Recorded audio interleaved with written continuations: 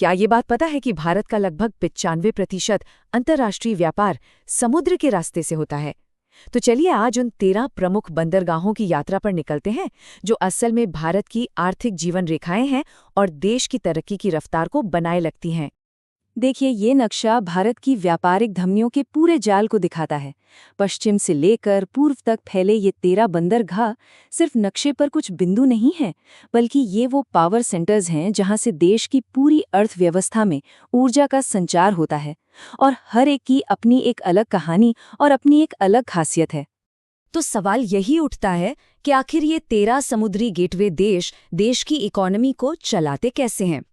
चलिए भारत के तटों की एक यात्रा करते हैं और इन व्यापारिक केंद्रों के महत्व को एक-एक करके समझते हैं। हमारी यात्रा शुरू हो रही है भारत के पश्चिमी तट से, जहां के बंदरगाह आप कह सकते हैं सदियों से व्यापार के पहरी रहे हैं और आज भी देश की अर्थव्यवस्था को एक मजबूती दे रहे हैं।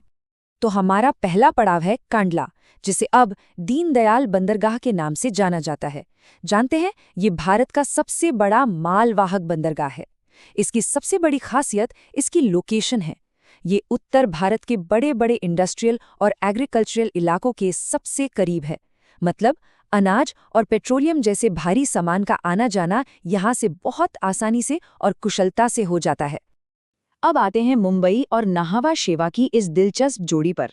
देखिए, मुंबई बंदरगाह देश का सबसे बड़ा पैसेंजर हब तो है, लेकिन वहाँ भीड़ और जगह की कमी हमेशा से एक बड़ी समस्या रही है। तो इसी दबाव को कम करने के लिए नाहवा शेवा यानी जवाहरलाल नेहरू बंदरगाह को तैयार किया गया और आज ये भारत के सबसे मॉडर्न और व्यस्त कंटेनर बंदरगाहों में से एक है। अच्छा, अब थोड़ा दक्षिण की ओर बढ़ें तो हमें इतिहास की एक झलक मिलती है। गोवा का मोरमुगाओ, जो लौह अयस्क के निर्यात के लिए मशहूर है, कर्नाटक का न्यू मैंगलोर, जो कॉफ़ी और काजू के व्यापार का सेंटर है, और केरल का कोचीन, जो मसालों के व्यापार के लिए सदियों से प्रसिद्ध है। क्या शानदार प्राकृतिक बंदरगाह हैं! ये सभी 19वीं सदी से भारत की ग्लोबल ट्रेड स्टोरी का हिस्सा रहे हैं। चलिए अब देश के पूर्वी तट की ओर चलते हैं।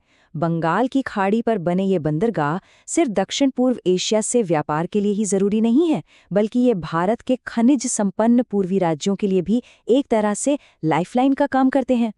पूर्वी तट पर हमारी यात्रा तूतीकोरिन से शुरू होती है, जो दक्षिण भारत की इंडस्ट्रीज के लिए एक बहुत अहम केंद्र है। इसके ठीक बाद आता है चेन्नई, भारत का सबसे पुराना कृत्रिम बंदरगाह। कृत्रिम मतलब इसे उन जगहों पर बनाया गया जहां प्राकृतिक रूप से गहरे पानी का बंदरगाह नहीं था, जो अपने आप में इंजीनियरिंग का एक शानदार नमूना है। चेन्नई के पास ही है एन्नोर, जिसे अब कामराजार बंदरगाह कहते हैं।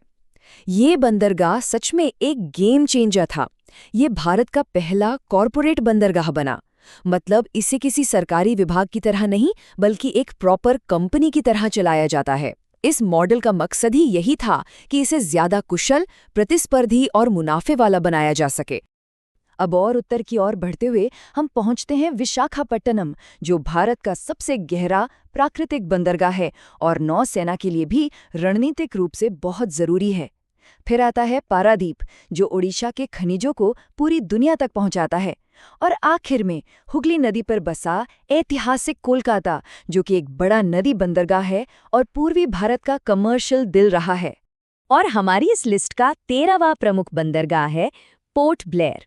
ये सिर्फ द्वीपों को मेनलैंड से नहीं जोड़ता, बल्कि मलक्का जलडमरू मध्य के पास अपनी लोकेशन की वजह से भारत के लिए एक महत्वपूर्ण नौसैनिक और रणनीतिक निगरानी केंद्र भी है।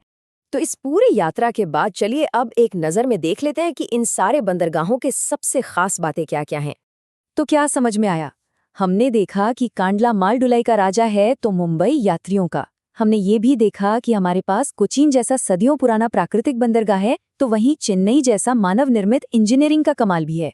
मतलब हर बंदरगाह की अपनी एक अलग पहचान है और देश की अर्थव्यवस्था में एक खास भूमिका है। और अंत में एक सवाल जो सोचने पर मजबूर करता है, जैसे जैसे ग्लोबल इकोनॉमी में भारत की भूमिका बढ़ रही है, इन महत्वपूर्ण समुद्री दरवाजों का भविष्य कैसा होगा और आने वाले समय में ये कैसे विकसित होंगे?